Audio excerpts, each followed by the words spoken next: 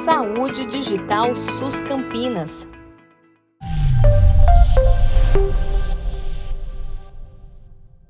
Olá, sejam todos muito bem-vindos a mais um podcast do Saúde Digital. Meu nome é Luciana e agora a gente está entrando no outono, né? E as temperaturas caem e a gente tem a tendência de procurar locais mais quentinhos, mais fechados. Acaba ocorrendo aí uma aglomeraçãozinha de pessoas no mesmo ambiente. E isso aí é um grande facilitador para se espalhar algumas viroses típicas aí do outono e inverno. E um dos vírus que mais se espalha acaba sendo o vírus sincicial respiratório. E ele traz probleminhas aí na saúde das crianças e dos bebês, né, das crianças menores. Para a gente conversar um pouquinho sobre esse assunto, eu trouxe aqui a doutora Andréia, ela que é pediatra. Doutora, pode se apresentar? Então, oi, Luciana, obrigada pelo convite. Então, meu nome é Andréia, eu sou pediatra de formação e atualmente eu estou na coordenação da área da criança e do adolescente lá no Departamento de Saúde, na Secretaria Municipal de Saúde. Bem-vinda, doutora. Obrigada. Doutora, então, uma das principais doenças aí que o vírus sincicial respiratório causa é a bronquiolite, né? Isso. O que é a bronquiolite?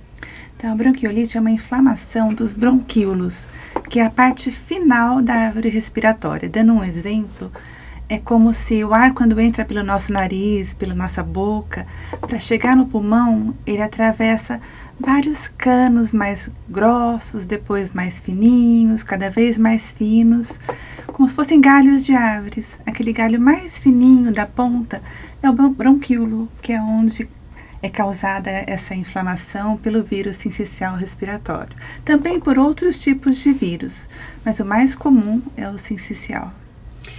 E como que dá essa transmissão? Eu falei aí um pouquinho, né, de ambiente fechado, mas como que dá a transmissão desse vírus?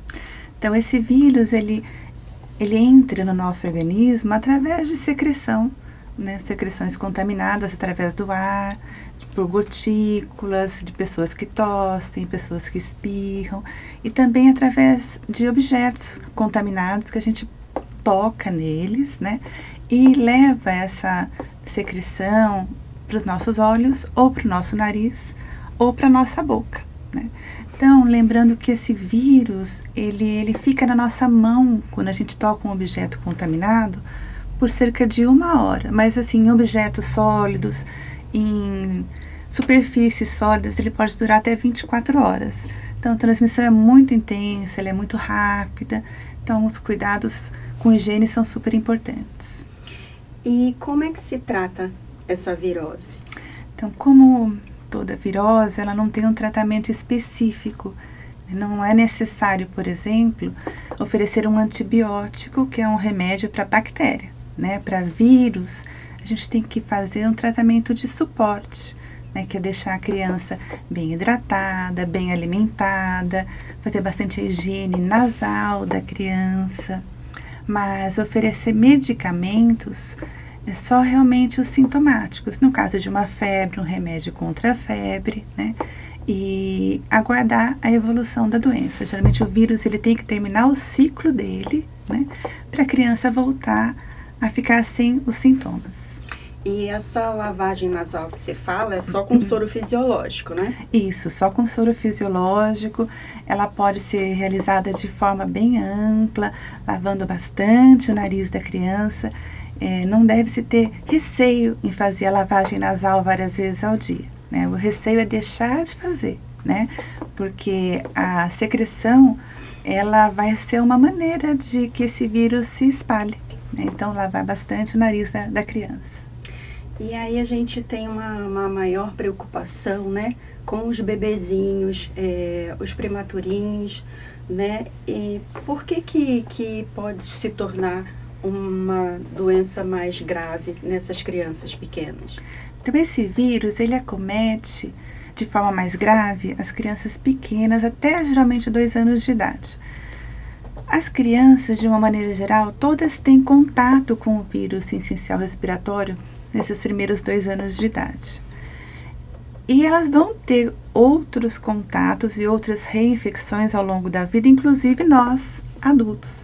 Mas os sintomas mais graves, eles vão ocorrer na primeira infecção, no primeiro contato da criança. Então, por isso que é muito comum que as crianças tenham sintomas nesses primeiros 6 meses, primeiro ano de vida, né? E nos outros contatos com esse vírus sejam assintomáticos. Por isso que nós adultos também somos fonte para levar esse vírus para as nossas crianças. As crianças que nasceram prematuras, as crianças que nasceram com problemas cardíacos, problemas no coração, ou que evoluíram com doenças pulmonares crônicas, principalmente a broncoesplasia, que seria crianças que fizeram uso de oxigênio durante um período prolongado, logo após o nascimento, e também crianças que têm imunossupressão, ou seja, dificuldade de ter um sistema imunológico que combata as doenças de uma forma efetiva, ou que nasceram muito pequenas, muito baixo peso, elas têm uma facilidade maior de evoluir para as formas graves da doença, né? E vir a precisar, então, de uma internação, tanto em enfermaria, como em UTI pediátrica, ou, inclusive, infelizmente, ir a óbito. Sim. E quais são, assim, tem algum sinal e sintoma, assim, mais específico que a gente tenha que tomar mais cuidado? Como toda doença respiratória, inicia como um resfriado comum, né? Aquela coriza, aquela secreção nasal branquinha, clara, uma tosse fraca, uma criança que pode ficar um pouco mais irritada, recusar de início um pouco mais a alimentação, ter uma febre baixa. Então, assim, esses sintomas já podem ser do próprio vírus, né? E aí, os sinais de alerta são uma piora desse quadro, né? A criança começa a ficar mais irritada, ter uma recusa alimentar, uma tosse mais forte, geralmente com um barulho, né? O que a gente chama de chiado no peito, que é uma sibilância. Tem crianças que podem evoluir, inclusive, com gemência, com cianose, ou seja, ficar com os lábios arroxeados. Isso é uma progressão de sintomas que tendem a mostrar para a gente a gravidade da doença aparecendo, né? E a necessidade de se procurar um atendimento médico com essa evolução da doença. E tem algum outro sinal se a gente falar de uma criança mais velha? Nas crianças mais velhas, os sinais são os mesmos, né? Mas dificilmente uma criança acima de 2 anos vai ter um quadro agravado a ponto de necessitar de uma internação ou de uma enfermaria ou em UTI. Porque, como eu disse, geralmente ela já teve contato com o vírus repetidas vezes desde o seu nascimento. O que acontece é que a criança mais velha, ela pode ter um resfriadinho comum, leve, mas ela levar esse vírus para as crianças, para os seus irmãos menores, né, recém-nascidos. Por isso é muito importante evitar o contato das crianças pequenas com pessoas que estejam com qualquer sinal, por mais leve que seja, de um resfriado, de uma doença respiratória. Tem muitas crianças que são os irmãozinhos, né? E acabam frequentando aí a escolinha, né? E aí a gente sabe que essas viroses, elas podem se espalhar aí com maior facilidade, né? Então, assim, tem alguma forma que a gente possa ter mais cuidado para a gente prevenir as crianças se contaminarem? Tem. A prevenção é o melhor caminho, né? Evitar o contato, né, com a criança, evitar que ela se contamine, é muito importante. Então, assim, que os pais, que os cuidadores, de uma maneira geral, tenham em mente a importância da lavagem das mãos, né?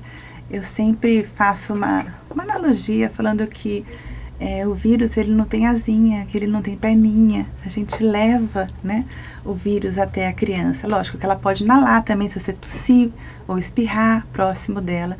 Mas senão, a gente vai levar esse vírus até ela.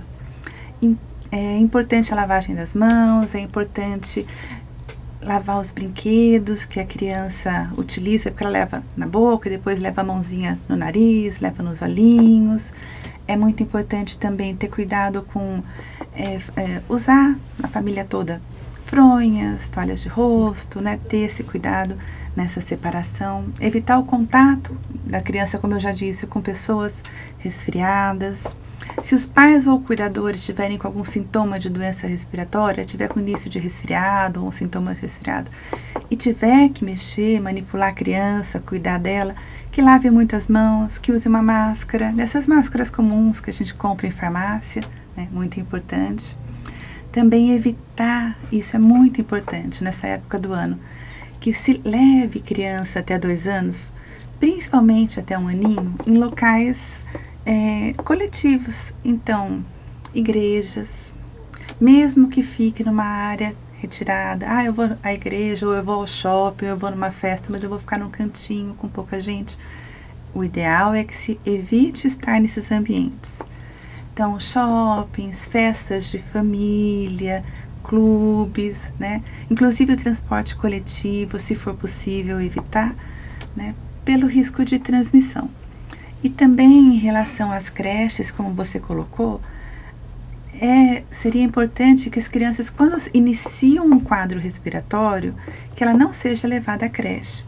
Ela tem que ficar em casa, sendo cuidada, o nariz, né, limpando o narizinho, lavagem com soro fisiológico, recebendo a sua alimentação, evitando friagens, aqueles cuidados básicos, mas também pelo risco que ela não transmita para as outras crianças da creche.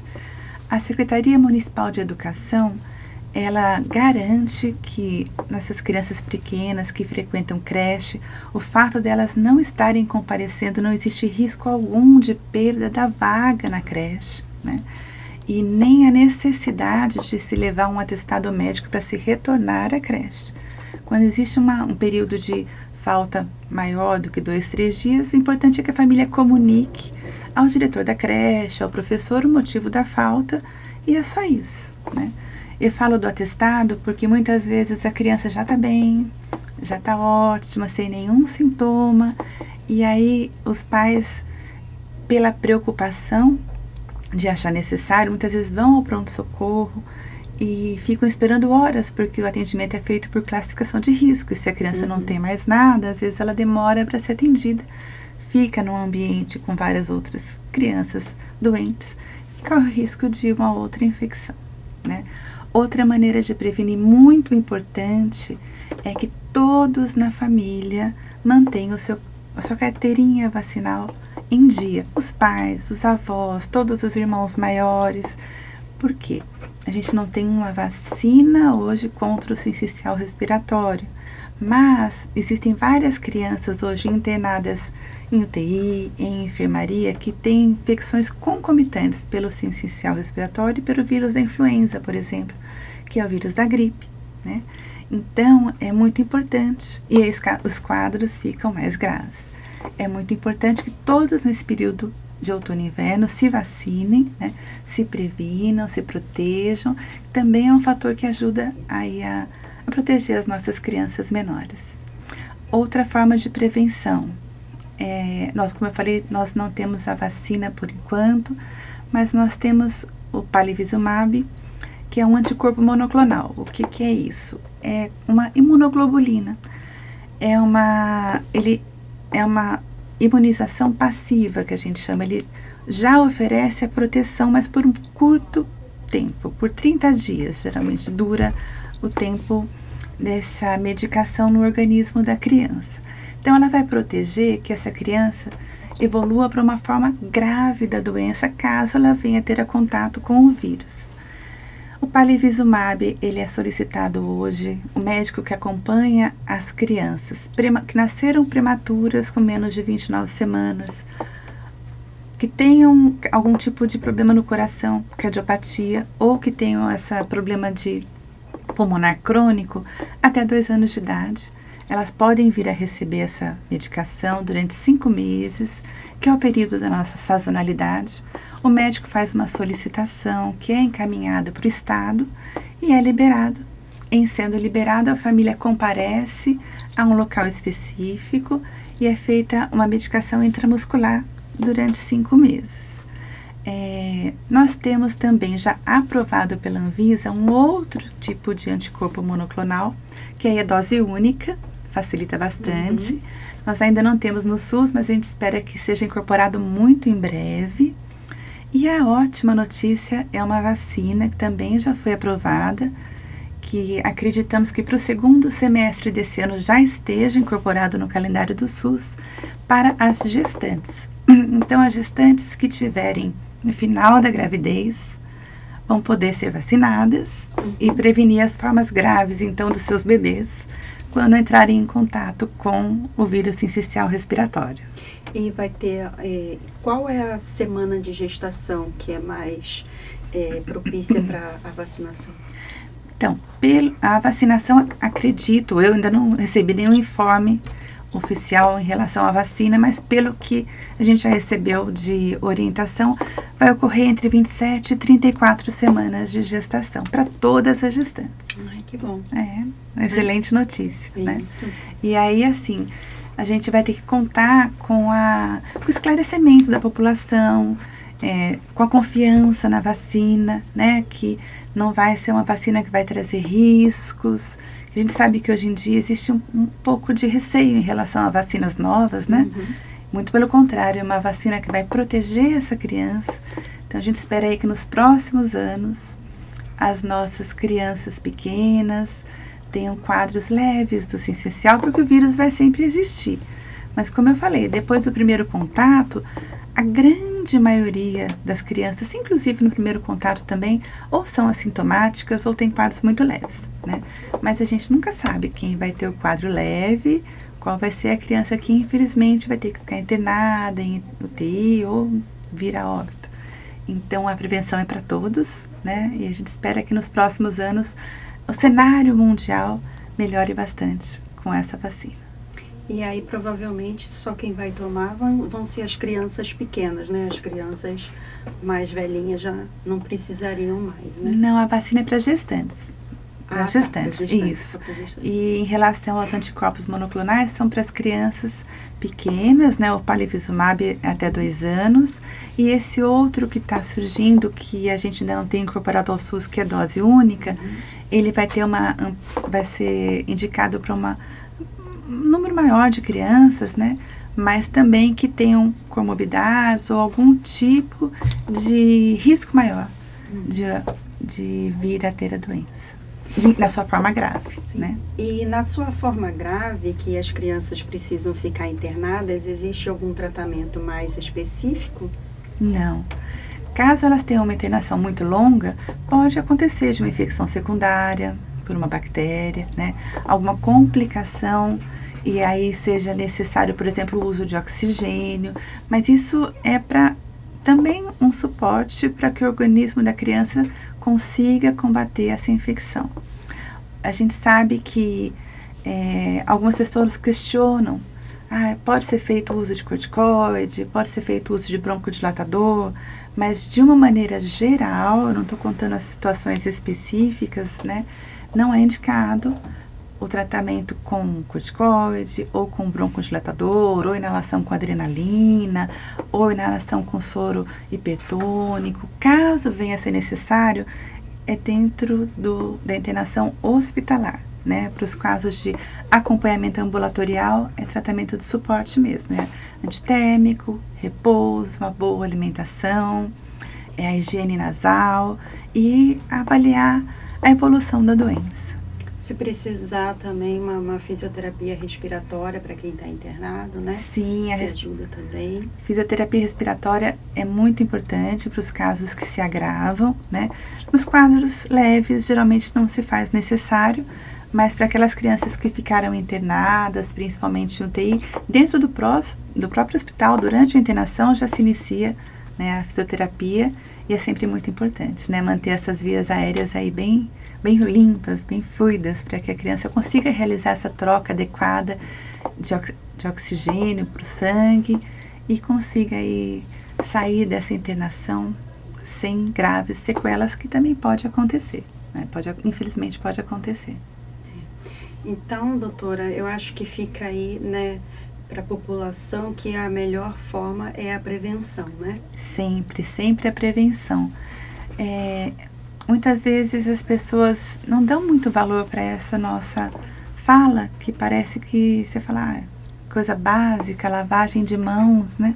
Mas é o que vai prevenir, né? Lembrar que o vírus fica assim na nossa mão, o vírus fica em superfícies porosas e as crianças, elas vão estar mexendo, vão estar tocando e levando essa mão para a boca, para o nariz, para os olhos. A gente faz muito isso, né? E aí, ou inalando. Então, outra forma também que a gente sempre pede para as pessoas, durante todo o ano, lógico, porque a bronquiolite, ela tem essa sazonalidade, ou seja, os casos ocorrem em maior número aqui na região sudeste, entre março e julho. Mas ela ocorre o ano inteiro, ela pode acontecer em menor número durante todo o ano, né? É só essa aglomeração de casos que tende a acontecer nesse período. Então, a gente sempre pede para as pessoas, vai espirrar, vai tossir, protege o nariz e a boca, né, com o cotovelo, para que esse jato de espirro ou essa tosse não dissemine, né, vírus de uma maneira geral para o ambiente, né, ainda mais próximo a crianças. E, como eu falei no início, o uso de máscaras para os pais ou cuidadores que não têm outra opção, eles têm que cuidar da criança. Use a máscara, lave bastante as mãos, tenha bastante cuidado em relação a objetos compartilhados e tudo isso tende a proteger as nossas crianças, muito mais do que qualquer medicação. E vale lembrar, né, que a criança pequena, ela tá formando, né, o sistema imunológico, né? Por isso que ela não tem totalmente formado e aí elas estão suscetíveis a pegarem mais doenças, né? Então, por isso que é mais perigoso também essas doenças nas crianças pequenas, nos bebês, né? Perfeito, exatamente. Elas têm, o sistema imunológico está se formando, tem uma caixa torácica pequena também, né? Então, você vê que o corpinho da criança é pequenininho, os músculos entre as costelas, eles são frágeis, eles se cansam mais rápido, né? Então, uma criança maior, um adulto com quadro de tosse, com quadro respiratório importante, ele tende a não fadigar esse músculo tão rápido, porque ele tem um aporte maior. Agora, um bebê pequeno, uma criança até 6 meses, uma criança que nasceu prematura, ela tende a fadigar esse músculo mais rápido, né? Evoluir para um quadro de insuficiência respiratória, precisando muitas vezes dessa internação e durante a internação de uma ventilação mecânica, ou seja, coloca um tubo através da boca dentro da árvore brônquica para que um aparelho respire por ela, porque esse músculo não consegue, não tem forças para isso, né? Mas isso, na grande maioria dos casos, tende a evoluir muito bem, né? A gente tem essa felicidade, mas infelizmente alguns evoluem mal. E como nós não temos como saber, depois que a criança já teve uma evolução para uma forma grave, qual vai sarar, qual vai ter uma sequela ou qual pode vir a óbito, a melhor forma é a prevenção para todos. Doutora, você está falando bastante aí em sequela. Que tipo de sequela a gente pode esperar se ocorrer um caso mais grave? A mais grave é a chamada de bronquiolite obliterante, mas é um quadro bem grave, são raríssimos os casos. Mas a criança ela pode ficar dependente de oxigênio, ela pode ter que ir para casa com uma traqueostomia, né, pelo tempo prolongado no respirador, e daí vai precisar de cuidados nessa traqueostomia, aquele caninho que a gente coloca na garganta, né, para ajudar na respiração mecânica, quando tem o uso muito prolongado do aparelho. E depois, então, tem que ter os cuidados com a higiene, com a secreção. A retirada da traqueostomia muitas vezes necessita de uma cirurgia ou 2. Então, assim, para que se evite a ocorrência de sequelas, né, o ideal é que a criança não se contamine, em se contaminando, que os quadros sejam leves, e se o quadro for grave, que evolua bem, né, e que a criança saia sem sequela alguma e tenha uma vida saudável. Então é isso, pessoal. Eu acho que ficou bem claro, aqui a necessidade, né, da gente proteger as nossas crianças. Se for visitar um recém-nascido, né, que não vá visitar doentinho, né? Então, aí para a gente proteger as nossas crianças durante aí o outono e o inverno de Campinas, né? Isso, uma coisa que eu não esqueci de falar é do aleitamento materno, da importância do aleitamento, né? Você falou dos nossos recém-nascidos. Em sendo possível que os nossos bebês sejam amamentados com aleitamento materno exclusivo até o 6º mês de vida, é excelente, né? Ajuda bastante a melhorar, assim, essa capacidade do bebê em se proteger de várias doenças, né? Em não sendo possível, lógico, a prevenção tá aí. A gente sabe que algumas mães não podem ou não conseguem amamentar, mas se for possível, se conseguirem, se puderem, que amamentem seus bebês até o 6º mês de vida exclusivamente, até os 2 aninhos de idade de preferência, porque além de ser o melhor alimento do mundo, também é uma forma de prevenir várias doenças. Ele ajuda também a construir, né, a imunidade da criança.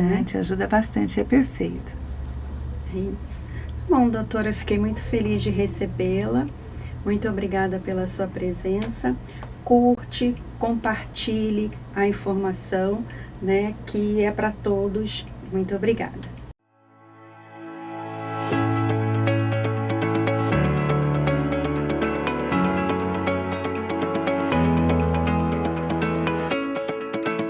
Saúde Digital SUS Campinas.